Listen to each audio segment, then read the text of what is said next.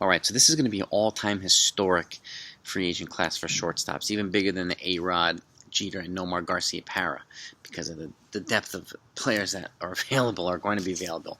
And one of them's off the list already, Francisco Lindor, after he was acquired by the Mets and extended to a 10-year deal. But there's still 5 other guys that need to be, that are to be recognized and talked about. And I just want to go over them, give you my thoughts on where I think their best fits and what type of contract that probably is going to be a ballpark area that they're going to land. So I'll do my final predictions at some point, but it won't be right now. But let's go over these guys. So the number one, Javi Baez, and he's with the Cubs for a while, and he got traded to the Mets, and he's still a younger guy. He's a dynamic shortstop. He's a little bit of a fireball, so he's a polarizing player, but he's still productive. And I see him, either re-signing with the Mets or maybe even going to the Miami Marlins, being a fit there. I mean, there could be some other sleeper teams, but those seem to be the 2 most logical fits for me. And I'm thinking he's probably going to get a 6-year deal, probably around $130, $140 million. He's still going to get big money, so because he is productive. So he's the first one. And again, there could be some other teams, but we'll see. Secondly, Trevor Story. He was a guy, it was interesting because there were a lot of people that were interested in him, and he wound up not being traded at the deadline, which surprised me. I think it surprised a lot of people.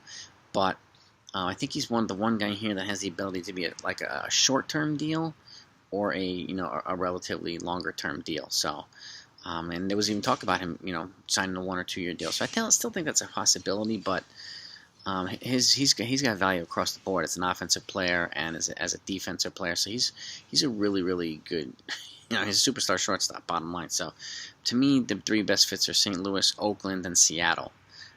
With the outside chance of maybe the Anaheim Angels, but I think they're going to invest a little bit this offseason. But Seattle, Oakland, and St. Louis probably in that order. And I see Seattle continuing to invest in players now that they're kind of a budding contender in the playoffs. So, and I could see him getting a 6-year deal around 140, 150 million. That'll probably be his ceiling deal. Somebody might overpay him more, but I don't know. So that's his ballpark for me. Third is Corey Seager, the lefty on this list. He's 28 years old. He's still young. He's playoff tested. He's playoff clutch. He's had a little bit of injury history. He seems to have gotten that, for the most part, under control.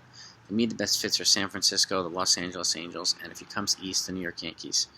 I don't necessarily see the Yankees spending big on a shortstop right away. I don't think that's being their first move.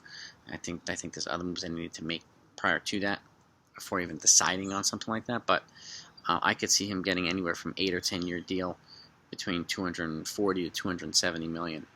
Could be even more than that, but that's kind of me. I think that's probably the range he's going to get. I think these dudes are going to be paid this offseason. These shortstops. So, and Seager's going to be one of the younger ones. He's lefty and he's clutch across the board. So I see him getting paid.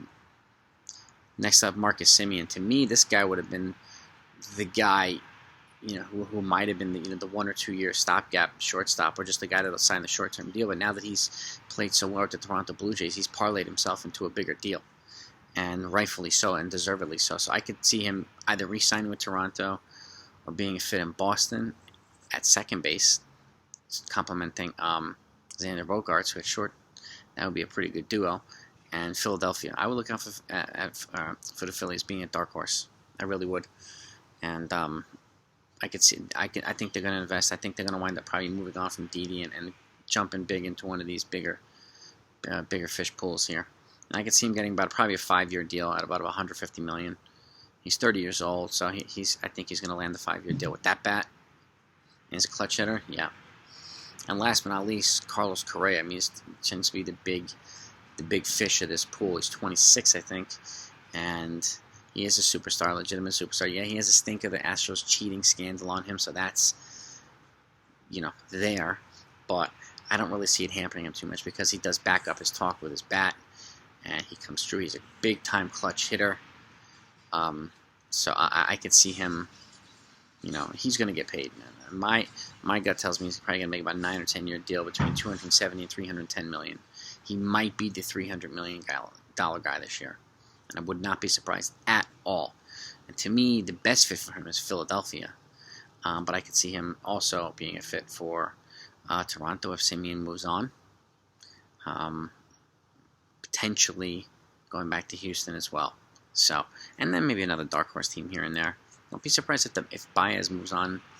The Mets bring him in and then move Lindor to second base or something like that. If he's willing, don't be surprised. So the Mets, I think they're gonna start being creative with some of these signings and trades. So I would keep them in the rearview mirror. But those seem to me to be the best fits, team fits, and probably ballpark landing spots for contracts for these guys. Let me know what you think. Where do you think these guys are best fit? I'm going to give my final predictions, like I said, at the end of the season, and my final contract predictions as well. So those are going to come. But just wanted to kind of get the ball rolling on these guys because there's a lot of chatter. But I think it's a good time to start zoning in on some things with them. But this is my list. Let me know what you think. Give me your feedback in the comments, and I'll talk to you next time.